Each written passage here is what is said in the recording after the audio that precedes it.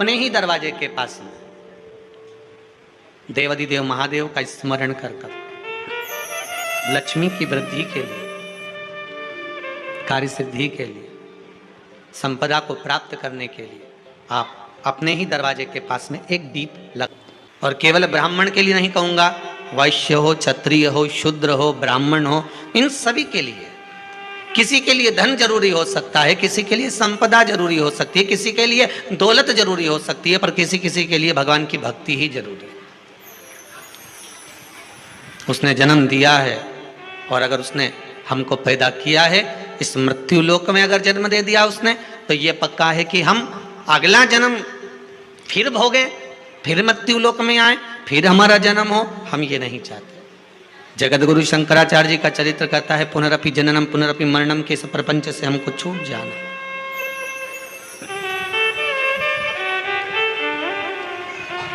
बार बार जन्म लेकर करोगे भी क्या? और आपका मन हो तो भले जन्म ले लेना हो।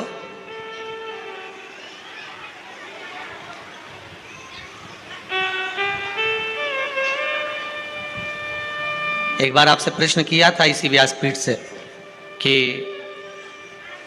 कहां जाना चाहते हो, वैकुंठ की नरक? बोला था एक बार यहीं से, इसी व्यासपीठ से। किसी एक भाई ने व्हाट्सएप पे लिख कर भेजा, जहां सियोर वाला गुरुजी जाएगा वहां, लिख कर दिया उसने।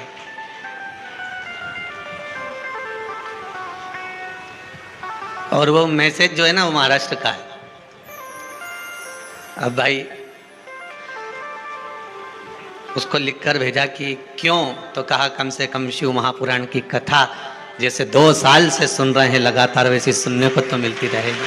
बहुत वो भक्ति का बल, वो विश्वास आपका, भरोसा आपका, दृढ़ता आपकी, वो किससे भी प्राप्त हो जाए, किसी भी तरह से नहीं।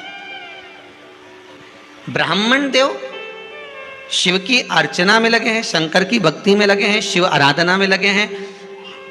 थोड़ा सा कहीं भाग मिल जाता था तो घर में लेकर आ जाते थे, पर भाग जब घर में लेकर आते थे तो कोई भगत मांगने वाला आ जाता था तो उसको भी दे देते थे।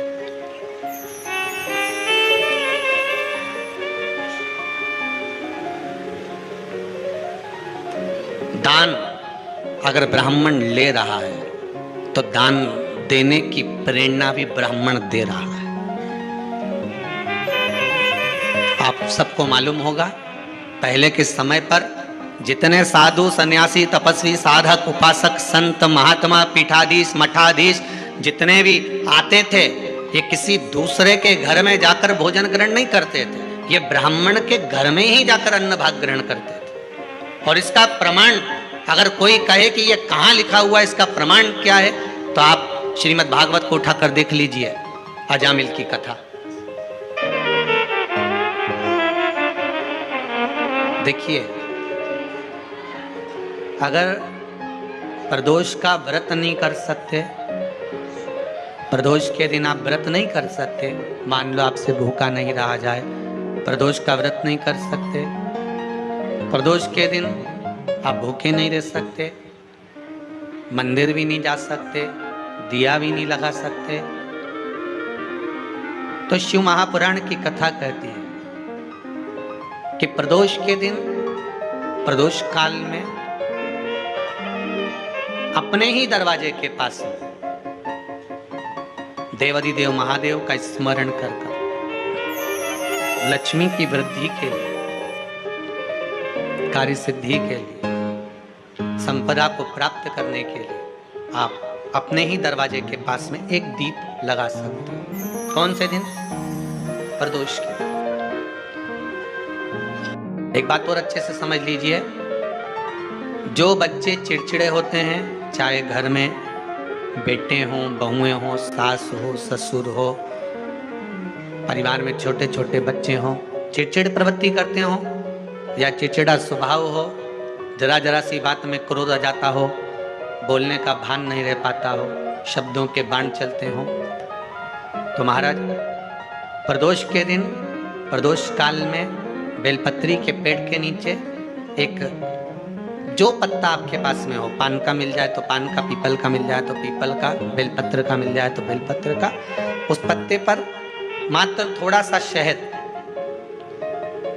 और 7 दाने चावल के रखकर घी का दिया लगा दो महाराज, और थोड़ा सा जल हाथ की अंजलि में लेकर भगवान देवाधिदेव महादेव का स्मरण कर कर कि इस बेलपत्री के वृक्ष के नीचे माता लक्ष्मी, पार्वती, सरस्वती विराजमान है।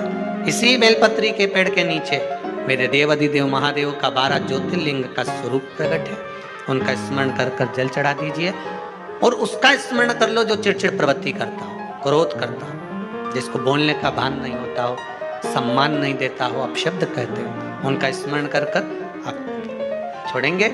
एकदम एक प्रदोष करेंगे, दूसरे प्रदोष तक तो आपको कोई दिक्कत ही नहीं। 2-3 प्रदोष कर कर देखिए, बाबा कृपा करें। बच्चों को पढ़ने का कह रहे हो, पढ़ने बैठो, पढ़ने बैठो, पढ़ने बैठो, पढ़ने बैठो, तो एक आध प्रयास बच्चों के लिए भी कर लिया करो कि भाई ठीक है। जैसे वैकुंठ चतुर्दशी वाला उपाय हमारे YouTube पर भी डला हुआ है, आप उसको निकाल कर सुनना। वैकुंठ चतुर्दशी के दिन प्रयास करना, बच्चे लोग विद्या में प्रबल होंगे।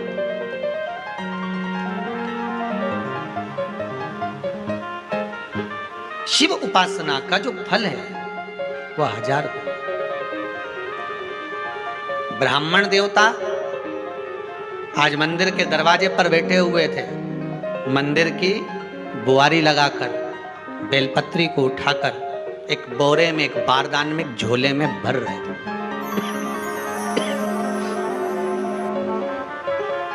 एक बारदान में, एक बोरे में, एक झोले में भर रहे हैं।